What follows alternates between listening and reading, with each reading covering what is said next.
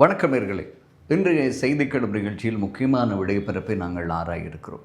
இன்றைய காலப்பகுதியிலே தொடர்ச்சியாக பேசுபொருளாக இருக்கின்ற முக்கியமான விடயம் நேற்றைய நாளில் நாங்கள் பார்த்த நீர்கொழும்பு சிறைச்சாலை சம்பவம்.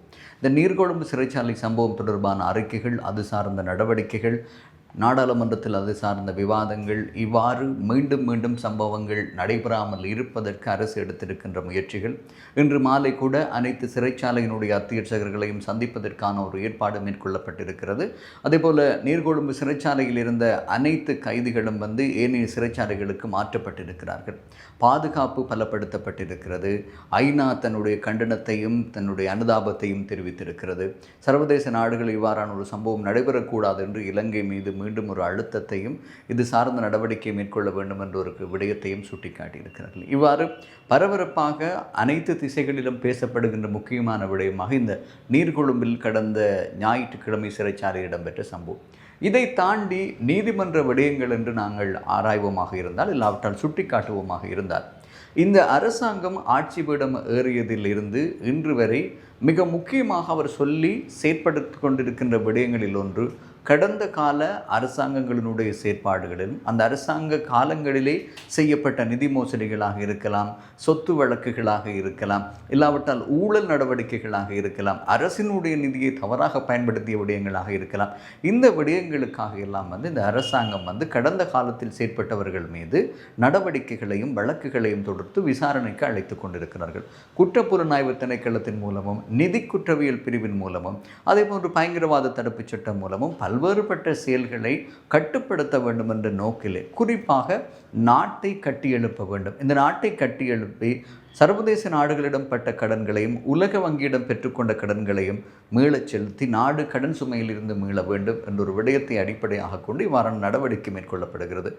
இவ்வாறு இந்த நாடு கடனில் வந்ததற்கு காரணம் என்னவென்று கேட்டால், கடந்த காலத்தினுடைய ஆட்சியாளர்கள் செய்த நிதி மோசடி, அளவுக்கு அதிகமாக அவர்கள் பயன்படுத்திய நிதி, இந்த நாட்டை ஸ்திரத்தன்மையை ஏற்படுத்தாமல் கடன் என்று தொடர்ச்சியாக கடன் பட்டு அந்த கடனை மீள செலுத்துவதற்கான தவணையும் வட்டியை கட்டி கொண்டிருந்த காலநிலை தான் காணப்பட்டது. ஆகவே சர்வதேச நாடுகள், அல்லாவிட்டால் உலக வங்கி, ஆசிய அபிவிருத்தி வங்கி போன்றன இலங்கைக்கு நிபந்தனை அடிப்படையில் கடன்களை வழங்கி இந்த நாட்டை மீட்டெடுப்பதற்கான வாய்ப்பை வழங்கியிருந்தார்கள். அதிலே பல முக்கியமான விடயங்களும் அங்கு நிபந்தனைகளாக உலக வங்கியினால் சொல்லப்பட்டது, சர்வதேச நாணய நிதியத்தினால் சொல்லப்பட்டது. அவ்வாறான விடயங்களை சரி செய்வதற்கு இலங்கை அரசு கடந்த கால ஆட்சியாளர்கள் செய்த தவறுகளை சுட்டிக்காட்ட வேண்டும். இந்த தவறுகள் மீள நடைபெறாமல் இருப்பதற்கான தண்டனைகளையும் விசாரணைகளையும் துரிதப்படுத்த வேண்டும் என்பது முக்கியமான விடயம். இதில் பல விடயங்களை இந்த அரசு செயற்படுத்தி கொண்டு வருகிறது. கடந்த கால ஆட்சியாளர்கள் என்று சொல்லும்போது மஹிந்த ராஜபக்ஷ, அவர் சார்ந்த செயற்பாட்டாளர்கள், அவர்களுடைய மகன், அவருடைய சகோதரர்கள் நாமல் ராஜபக்ஷ, கோட்டபாய ராஜபக்ஷ, ஃபசில் ராஜபக்ஷ போன்றவர்கள் மீது வழக்குகள் தொடுக்கப்பட்டு விசாரணைகளுக்கு அழைக்கப்பட்டு கொண்டிருக்கிறார்கள். இதில் இன்னும் ஒரு முக்கியமான விடயமாகத்தான் இன்றைய நாளில் ஒரு வழக்கு எடுக்கப்பட்டிருக்கிறது. முன்னாள் ஜனாதிபதி ரணில் விக்ரமசிங்க, அவர்களுடைய செயலாளராக இருந்த ஜமன் ஏகநாயக்க, இருவர்கள் மீது சுமத்தப்பட்டு குற்றப்புலனாய்வு திணைக்களத்தால் பாரப்படுத்தப்பட்டு நடைபெற்றுக் கொண்டிருக்கின்ற வழக்கு இன்றைய நாளிலே விசாரணைக்கு எடுத்துக்கொள்ளப்பட்டது. மைத்ரி விக்ரமசிங்க, அதாவது ரணில் விக்ரமசிங்கவனுடைய மனைவியாரினுடைய பட்டமளிப்பு விழாவிற்காக வெளிநாடு செல்லும் போது அரசு நிதியை தவறாக பயன்படுத்தினார் என்ற குற்றச்சாட்டிலே ரணில் விக்ரமசிங்க முன்னாள் ஜனாதிபதி அவர்களுக்கு எதிரான வழக்கு தாக்கல் செய்யப்பட்டது. அந்த வழக்கினுடைய விசாரணை தான் இன்றைய தினம் கொழும்பு நீதவான் நீதிமன்றத்தில் விசாரணைக்காக எடுத்துக்கொள்ளப்பட்டது. சட்டமாதிபரனுடைய அறிக்கைகள், சட்டமாதிபரனுடைய பரிந்துரைகளை இந்த வழக்கிலே எடுத்துக்கொள்ள வேண்டியதற்காக அரசு சட்டத்தரணிகள் இங்கு முறைப்பாட்டை முன்வைத்திருந்தார்கள். அதற்காக மற்றும் ஒரு திகதியும் அங்கு கேட்கப்பட்டிருக்கிறது. அந்த திகதி செப்டம்பர் மாதம் 30 என ஒத்திவைக்கப்பட்டிருக்கிறது. ரணில் விக்ரமசிங்கே இந்த நிதி மோசடியில் ஈடுபட்டதற்காகவும், அதே போன்று அவருடைய செயலாளராக இருந்த சமநேக நாயக்காவும் இந்த நிதி மோசடியிலும், அல்லாவிட்டால் அரசு சொத்தை தவறாக பயன்படுத்திய குற்றச்சாட்டிலும் இந்த நடவடிக்கை மீது அவர்கள் முன்னெடுத்து விசாரணைகள் மேற்கொள்ளப்பட்டு நீதிமன்றத்தில் இன்று அந்த விசாரணை சமர்ப்பிக்கப்பட்டது. இது தொடர்பான முழுமையான அறிக்கையும் இது சார்ந்த அடுத்த கட்ட நகர்வுகளையும் முழுமையாக சமர்ப்பிப்பதற்காகவே செப்டம்பர் மாதம் 30 வரை காலம் கொடுக்கப்பட்டிருக்கிறது. அந்த நாளிலே இது தொடர்பான மேலதிக நடவடிக்கை மேற்கொள்ளப்படுகிறது. ஆகவே அரசு சொத்துக்களை துஷ்பிரயோகம் செய்தார்கள், இல்லாவிட்டால் அரசு சொத்துக்களை தங்களுடைய சொந்த செலவுகளுக்காகவும் சொந்த நிகழ்வுகளுக்காகவும் பயன்படுத்தினார்கள் என்ற குற்றச்சாட்டிலே தான் ரணில் விக்ரமசிங்க மீது ஒரு குற்றச்சாட்டு முன்வைக்கப்பட்டு விசாரணை நடைபெற்றுக் கொண்டிருக்கிறது. அந்த விசாரணையின் வழக்கு இன்றைய நாளிலே எடுத்துக்கொள்ளப்பட்டது. எதிர்வரும் செப்டம்பர் மாதம் 30ஆம் தேதி இது சார்ந்த அடுத்த கட்ட நகர்வுகள் செல்லும். ஆகவே இப்போது இந்த அரசு எடுக்கின்ற முக்கியமான விடயங்கள் இவ்வாறான விடயங்கள் தான். ஆனால் இன்னும் ஒரு குற்றச்சாட்டும் இருக்கிறது. ராஜபக்சவர்களை அவ்வப்போது அழைக்கிறார்கள். அவர்கள் காலத்தில் நடைபெற்ற பல மோசடிகள், குற்றச்சாட்டுகள் இருக்கிறது. எந்த விடயத்தையும் அவர்கள் இறுக்கமாக கையாளவில்லை.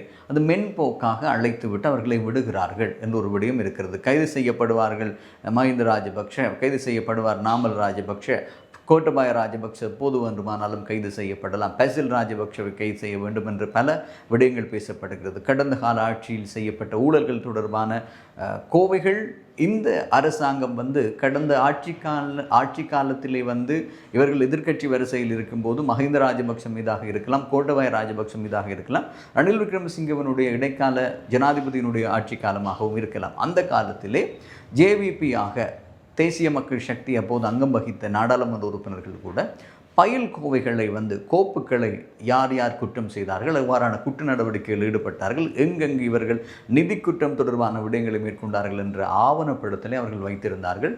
நாடாளுமன்றத்திலும் அந்த ஆவணத்தை வெளிப்படையாக பேசினார்கள். அதற்கமைவாக விசாரணைகளை மேற்கொள்ள வேண்டும் என்பது இங்கு இருக்கின்ற முக்கியமான ஒரு விடயமாகவும் இருக்கிறது. இந்த அரசு கடந்த ஆட்சியாளர்களின் ஊழலை ஒழித்து நல்ல ஒரு நாட்டை கட்டியெழுப்புவதற்காக இவ்வாறான செயற்பாடுகளை இறுக்கமாக மேற்கொள்ள வேண்டும். பொறுத்திருந்து பார்க்கலாம் இவ்வாறான நடவடிக்கைகளில் இனிவரும் காலங்களில் எவ்வாறு நடைபெறப் போகிறது என்று. இன்றைய செய்திக்களம் பகுதியூடாக இந்த விடயத்தை சுட்டிக்காட்டலாம். நாளைய தினம் மற்றும் ஒரு விசேட செய்தி தொகுப்போடு உங்களை சந்திப்போம்.